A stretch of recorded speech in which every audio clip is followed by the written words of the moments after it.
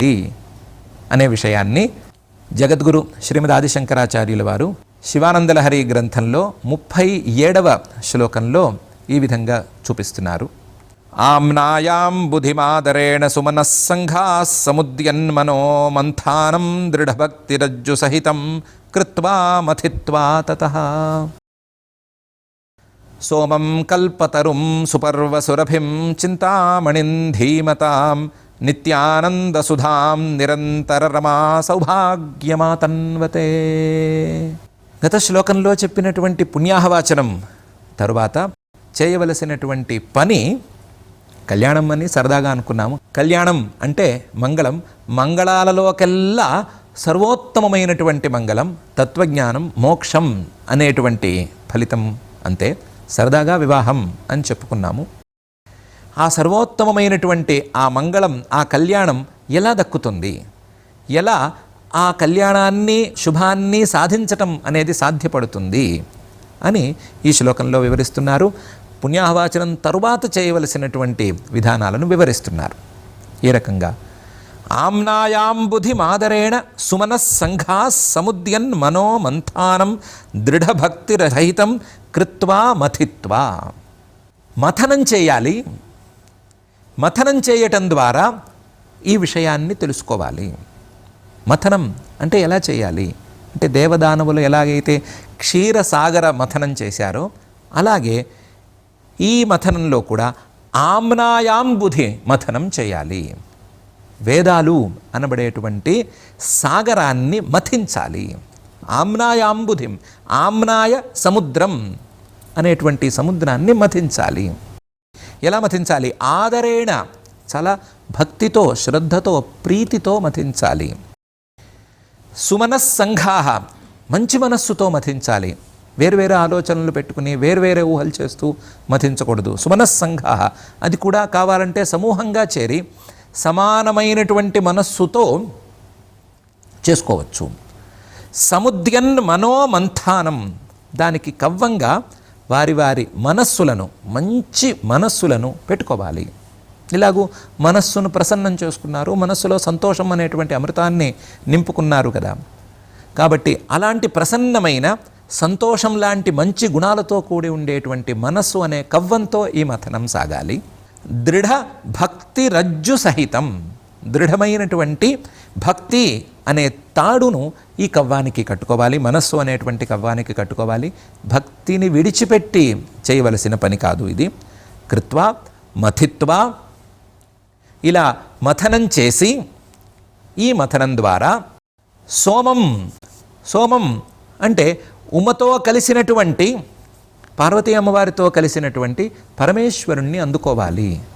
కల్పతరుం, ఆయన ఈ లోకంలో ఉండేటువంటి కోరికలన్నీ తీర్చగలిగినటువంటి మహానుభావుడు అనేటువంటి స్థాయిలో తెలుసుకునే విధంగా ఆ మథనం ఉండాలి. సుపర్వ సురభిం, కామధేనువు, కోరినటువంటి ఫలితాలన్నిటినీ ఇచ్చేటువంటి ధేనువుగా ఆయన్ను అర్థం చేసుకోవాలి.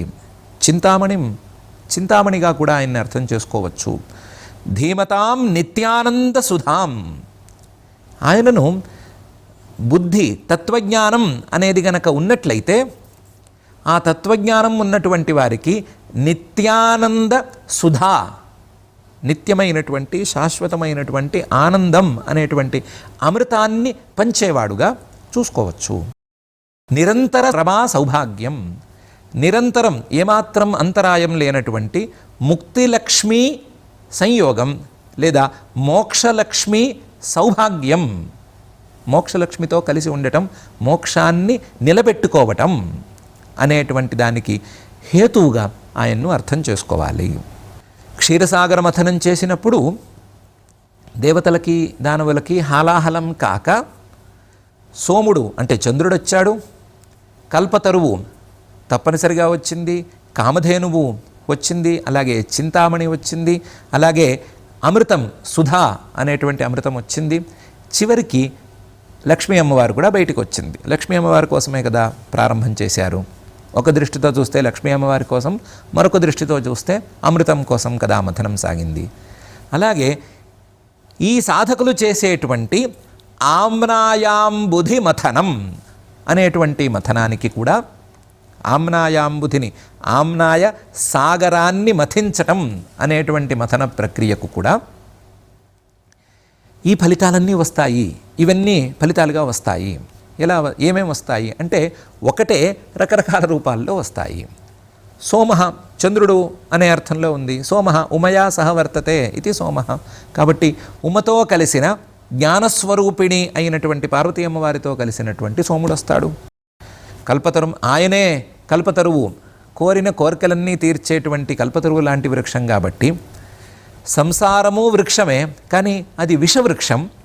ఈయన కల్పతరువు పరమేశ్వరుడు, సంసారం కంటే విభిన్నంగా ఉండేటువంటి పరమేశ్వరుడు కల్పతరువు, మంచి ఫలితాలను ఇచ్చేటువంటి వాడు. సుపర్వసురభిం కోరిన కోరికలను పితుక్కునేందుకు వీలుగా ఉండేటువంటి కామధేనువు లాంటి వాడు ఈయన. అలాగే చింతామణి కోరిన వాటన్నిటినీ అందించేటువంటి మణి కూడా ఈయనే. ఈయన నిత్యానంద సుధను అందిస్తాడు. ధీమతాం తత్వజ్ఞానం ఉన్నవారికి నిత్యానంద సుధను, నిత్యానందం అనేటువంటి అమృతాన్ని అందిస్తాడు. అమృతత్వాన్ని ప్రసాదించేటువంటి నిత్యానందం అనే దాన్ని ప్రసాదిస్తాడు. దానికి వీలుగా తత్వజ్ఞానాన్ని కూడా ప్రసాదిస్తాడు. అలాగే మోక్షలక్ష్మిని స్థిరంగా నిలబెడతాడు, మోక్షలక్ష్మిని పోనివ్వడు. నిరంతర రమా సౌభాగ్యం అనేదాన్ని ఇస్తాడు. ఇవన్నీ ఎప్పుడు జరుగుతాయి అంటే మథనం చేస్తే జరుగుతాయి. మథనం ఆమ్నాయాంబుధి యొక్క మథనం. ఆమ్నాయాంబుధి మథనాన్ని ఆమ్నాయం లేదా వేదం లేదా ఉపనిషత్తులు అనే వాటి యొక్క మథనాన్ని మనస్సు అనే కవ్వంతో చేయాలి. ఆ మనస్సు అనేటువంటి కవ్వంతో వేదాలను చిలకాలి. ఆ కవ్వానికి తాడుగా భక్తిని కట్టుకోవాలి. భక్తిని కట్టుకుని ఎలాగైతే దేవతలు సుమనస్సంఘాహ దేవతలు క్షీరసాగర మథనం చేశారో అలాగే మంచి మనస్సుతో ప్రసన్నమైన మనస్సుతో ఈ మథనాన్ని సాగించాలి. అవసరమైతే మంచి మనస్సు ఉన్నవారందరూ కలిసి ఒక చోట చేరితే చేరవచ్చు. బహువచనం ఉన్నా లేకపోయినా ఒకటే. కానీ మంచి మనస్సుతో భక్తితో ఉండేటువంటి మనస్సుతో వేద వాక్యాలు అనేటువంటి సాగరాన్ని గనక మథించినట్లయితే ఆ పరమాత్మతత్వం పరమేశ్వరతత్వం తప్పనిసరిగా బయటపడుతుంది. ఆ పరమేశ్వరతత్వం బయటపడినప్పుడు ఆమ్నాయాల ద్వారా పరమేశ్వరతత్వం తెలిసినప్పుడు ఆ పరమేశ్వరతత్వ జ్ఞానం ద్వారా నిత్యానందం అనేటువంటి అమృతం అందుతుంది. ఆ తర్వాత మరణ భయం అనేది ఉండనే ఉండదు. నిరంతరం మోక్షలక్ష్మీ సహవాసం అనేది లభిస్తుంది అని ఆచార్యుల వారు చక్కగా అంటున్నారు. క్షీరసాగర మథనాన్ని వేద సాగర మథనాన్ని రెండిటినీ పోల్చి ఆమ్నాయాంబుధి మాదరేణ సుమనస్సంఘా సముద్యన్ మనోమంథానం దృఢ భక్తి సహితం కృత్వా మథిత్వా తతః సోమం కల్పతరుం సుపర్వసురభిం చింతామణిం ధీమతాం నిత్యానందసుధాం నిరంతర రమా సౌభాగ్యమాతన్వతే అనే తీరులో ఫలితాలను పొందుతారు అని చూపిస్తున్నారు. చమత్కారాల సంగతి ఎలా ఉన్నా, పోలికల సంగతి ఎలా ఉన్నా, క్షీరసాగరము వేదసాగరము మనస్సు అనేది ఇక్కడ, కవ్వం అనేది మరొక చోట, ఇలాంటి చమత్కారాలు పోలికలు ఇవన్నీ ఎలా ఉన్నా సరే ఆచార్యుల వారు చెప్పదలుచుకున్నది ఒకే ఒక అంశం. అది కేవలం వేదాల ద్వారా మాత్రమే, వైదికమైనటువంటి వాక్యాల ద్వారా మాత్రమే పరమేశ్వరుడి యొక్క తత్వజ్ఞానం కలిగేందుకు అవకాశం ఉంది, మరొక అవకాశం లేదు. ఆ వేదవాక్యాలు ఉన్నాయి కదా ఎదుర్కొండా, వాటి వల్ల ఎందుకు జ్ఞానం కలగటం లేదు అని అంటే దానికి కావలసినటువంటి మనస్సు యొక్క స్థైర్యం ఉండాలి, మనస్సు ప్రసన్నంగా ఉండాలి. ఆ వేదవాక్యాలు చెప్పేటువంటి అర్థాన్ని తెలుసుకునేందుకు వీలుగా మనస్సు ప్రసన్నంగా ఉండాలి. మనస్సు అలజడిగా ఉంది, మనసులో ఎన్నెన్నో కల్లోలాలు ఉన్నాయి. కాబట్టి మనస్సు ప్రశాంతంగా లేకపోవటం వలన అర్థం కావటం లేదు. మనస్సును ప్రసన్నంగా ఉంచుకోవాలి. ప్రసన్నంగా ఉండేటువంటి మనస్సులో భక్తిని జోడించుకోవాలి. ఆ భక్తితో ఉండే ప్రసన్నమైన మనస్సులోనే ఆ వేదవాక్యాలు సరిగ్గా ప్రతిబింబిస్తాయి. ఆ వేదవాక్యాలకు అర్థాలు చక్కగా ప్రతిఫలిస్తాయి. అలా ప్రతిఫలించటం అనేది గనక ఒకసారి అనుభవించి చూసుకున్నట్లయితే ఏమీ లేదు, కేవలం పరమేశ్వరుడే ఉన్నాడు అనే విషయం తెలిసిపోతుంది. పరమేశ్వరుడే నిత్యమైనటువంటి ఆనంద స్వరూపుడు. ఆయన్ను తెలుసుకోవటమే, ఆయన యొక్క తత్వజ్ఞానాన్ని పొందటమే అమృతత్వానికి సాధనం అనే విషయం తెలిసిపోతుంది. వాక్యాలు ఎన్ని రకాలుగా విడగొట్టినా సరే విషయం ఒక్కటి ఉంటుంది. అది పరమేశ్వరుడు ఆనంద స్వరూపుడు, పరమేశ్వరుడు నిత్యానంద స్వరూపుడు, పరమేశ్వరుడు నిత్యానందామృత స్వరూపుడు అనే ఉంటుంది. ఇలాంటి తత్వజ్ఞానం పొందాలి అంటే వైదికమైనటువంటి వాక్యాలను మాత్రమే ఆశ్రయించాలి. ఊహాశక్తికి పూర్తిగా చోటు ఇవ్వకూడదు అనే విషయాన్ని ఆచార్యుల వారు చెప్పదలిచారు. వైదికమైనటువంటి తత్వజ్ఞానాన్ని పొంది నిత్యానంద సుధను, నిత్యానందం అనేటువంటి అమృతాన్ని పొందవలసిందిగా అందరినీ ఆచార్యుల వారు ప్రోత్సహిస్తున్నారు. ఇలాంటి శుభకార్యం జరగటం కోసం ముందస్తుగా చేయవలసినటువంటి పుణ్యాహవాచనాన్ని గత శ్లోకంలో చూపించారు. ఆ పుణ్యాహవాచనం తర్వాత చేయవలసినటువంటి మాంగళిక కార్యక్రమాన్ని ఈ శ్లోకంలో చూపించారు. పరమమంగళమైనటువంటి పరమేశ్వర తత్వజ్ఞానాన్ని పొందటం ఒక్కటే మానవులు చేయవలసినటువంటి కర్తవ్యం అనే అంశాన్ని ఆచార్యుల వారు బోధిస్తున్నారు.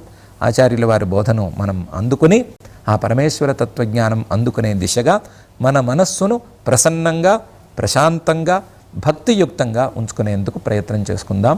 ఓం నమః.